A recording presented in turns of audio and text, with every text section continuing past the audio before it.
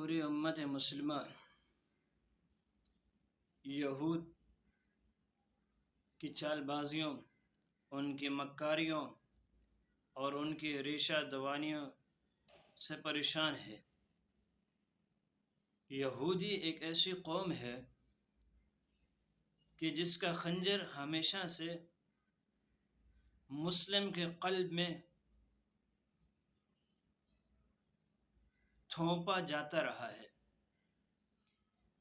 تاریخ اس بات پر شاہد ہے کہ یہودی قوم سے پوری انسانیت اور بالخصوص اہل اسلام انتہائی مشکلات سے دوچار رہے ہیں۔ یہودی قوم نے اہل اسلام کا جینا روز اول سے حرام کیا ہوا ہے، اور پھر یہ ایک ایسی بدبخت قوم ہے کہ جو مسلمانوں کے خون کی پیاسی ہے، اور موجودہ زمانے میں ہم دیکھتے ہیں کہ اسرائیل نامی جو ریاست مرز وجود میں آئی ہے، اس کا بنیادی مقصد اسلام کا قلع کما کرنا ہے۔ اور اللہ تبارک و تعالی نے قرآن مجید میں یہودیوں کی سازش کو اور ان کی غلط فہمی کو اور ان کی اس بیہودہ حرکت کو بیان فرمایا۔ یریدون لیطفئوا نور اللہ بافواہہم، کہ یہ یہودی قوم چاہتی ہے کہ اللہ کے نور کو اپنے پھونکوں سے اور اپنے منہ سے بجھا دے۔ اور یہودی قوم ہمیشہ سے اپنی قوت اور عالمی طاقتوں کے بل بوتے پر گھمنڈ،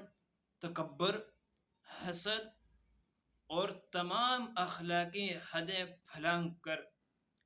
امت مسلمہ کے شب خون مارنے کے لیے تیار ہے۔ ابھی جو حالیہ ہمیں اسرائیل میں مسلمانوں کے حالات نظر آ رہے ہیں، اسرائیل کون ہے؟ اسرائیل یہی تو یہودی ہے جو وہاں سے مسلمانوں کو نکالنا چاہتے ہیں۔ اور یاد رکھنا، 19ویں صدی کے آخر میں ایک تحریک شروع ہوئی،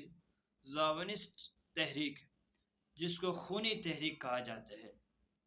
اور اس کا بانی اور اس کو وجود بخشنے والا اور اس کا موجد اور اس کا مؤسس، جس کے بارے میں مشہور ہے کہ تھیوڈر ہرتزل ایک یہودی آدمی تھا۔ اور اس تحریک کی بنیادی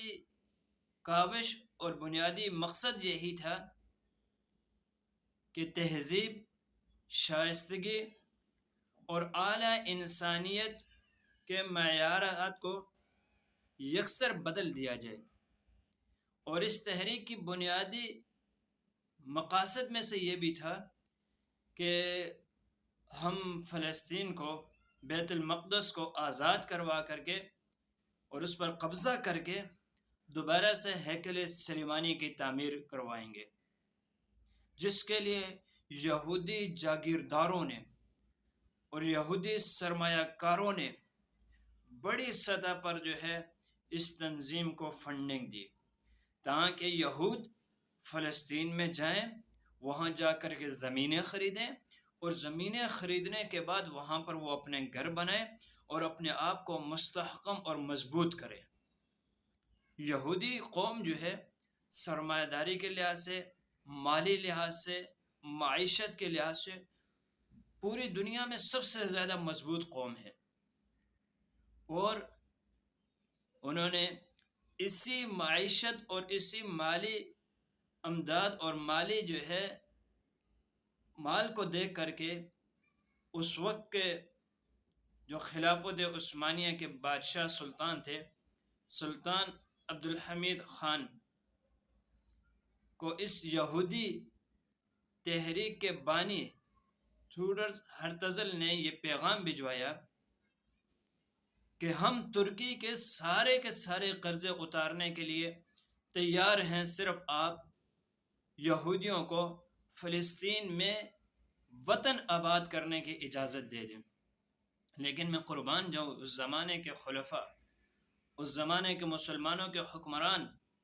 اس زمانے کے مسلمانوں کے بادشاہ اور اس زمانے کے مسلمانوں کے جو ہے وڈیرے، وہ دنیا کی لالچ میں یہود و نصارہ کے شکنجوں میں آنے والے نہیں ہوتے تھے۔ جب سلطان عبد الحمید خان کے پاس یہودی کا یہ پیغام پہنچا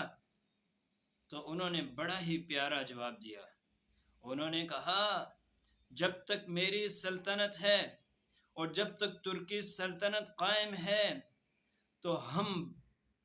کبھی ہرگز اس چیز کی اجازت نہیں دیتے ہیں کہ ہم فلسطین کی سرزمین پر یہودیوں کو آباد ہونے دیں اور اس کو وطن کی حیثیت دیں۔ اور یہ جو تو کہہ رہا ہے مال دولت کی لالچ دے کر کے مجھے کہہ رہا ہے، میں ایسے مال کے اوپر تھوکتا ہوں۔ اللہ اکبر،